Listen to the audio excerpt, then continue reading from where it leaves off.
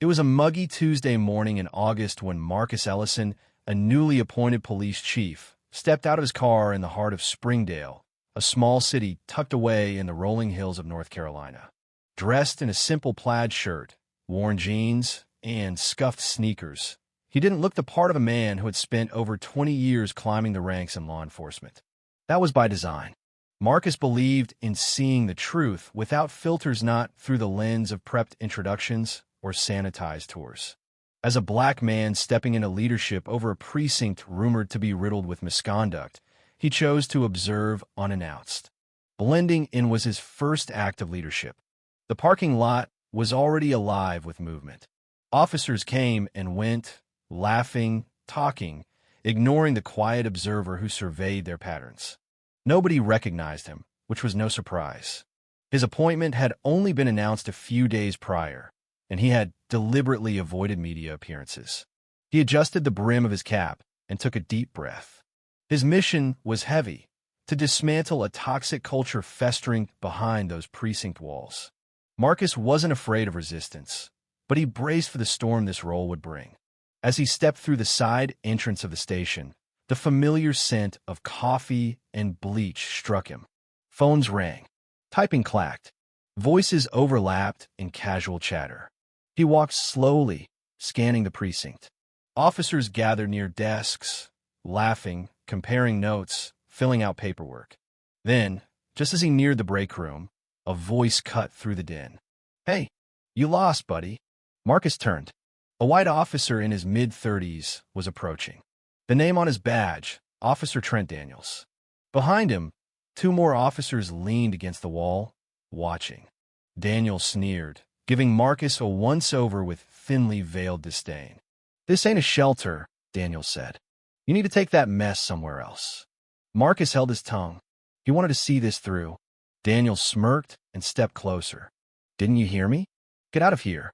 We don't need strays cluttering up the place." A chuckle rippled through the others. Before Marcus could respond, Daniels spat directly into his face. The room exploded with laughter. One officer clapped his hands. Another shook his head, grinning. Marcus stood still, feeling the warm saliva slide down his cheek. He took a slow breath and reached for a handkerchief from his pocket. He wiped his face and looked squarely at Daniels. "Is this how you treat everyone who walks through your doors?" Daniels laughed. "Only the ones who don't belong here." Marcus said nothing.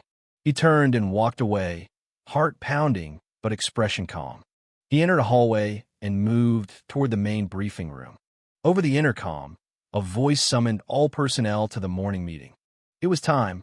Inside, the briefing room buzzed with casual conversation as officers filed in. Captain Warren Holt stood near the podium, straightening his notes. Marcus waited just beyond a side entrance, folder in hand. He took a moment to observe.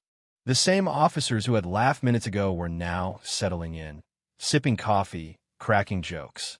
Captain Holt called the room to order. "All right, quiet down. Big day today. As you know, Chief Rollins retired last month.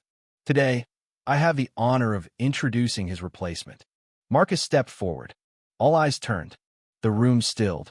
Daniels' expression fell flat.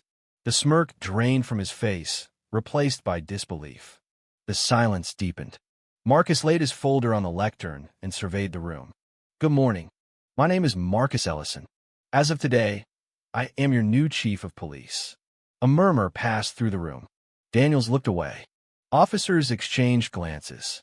Whispers of shock floated under the hum of silence.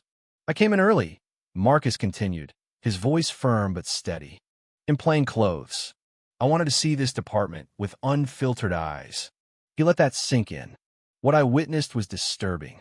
Unprofessional behavior. Disrespect.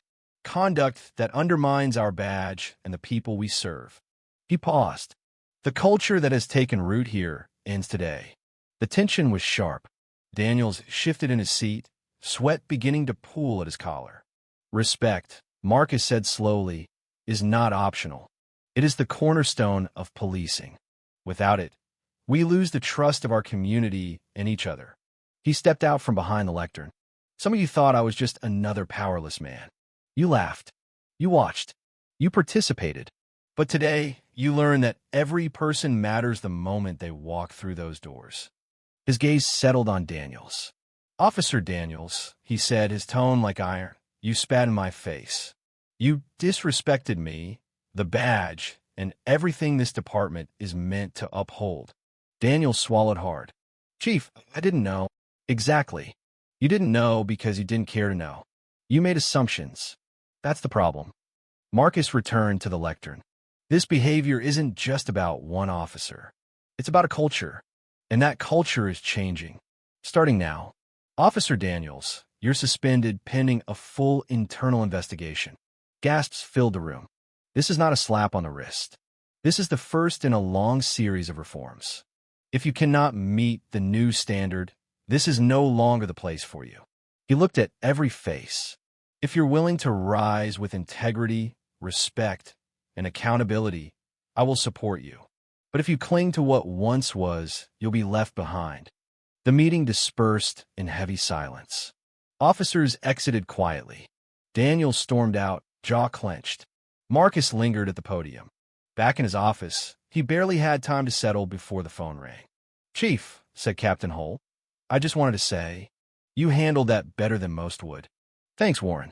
But the work starts now. I want Daniel's full file on my desk by morning." "You got it. And you shook them up today. In a good way." Over the coming weeks, the atmosphere shifted. Officers who once supported Daniels now kept their distance. Some embraced the change.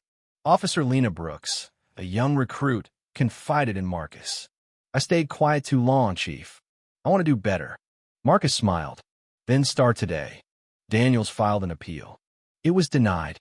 Internal reviews revealed a pattern of complaints: excessive force, racial slurs, harassment. Under Marcus's leadership, those complaints no longer collected dust. They became catalysts for accountability. Reform meetings were tense. Not everyone welcomed the shift, but change crept in. One day, at a community fair, a young black boy approached Marcus. "Are you really the chief?" "I am. My dad says cops don't care about us." Marcus knelt. "We're trying to be better. You ever need anything, you come find me." The boy nodded slowly, a hint of hope in his eyes. A year later, the precinct was different. Not perfect, but different. Officers who resisted reform had moved on. New recruits carried new values. The community noticed. One evening, Marcus stood in the hallway as officers clocked out. Their laughter felt different, lighter, more genuine, respectful. He nodded to himself. There would always be work to do. But change had begun, and Marcus Ellison was ready to see it through.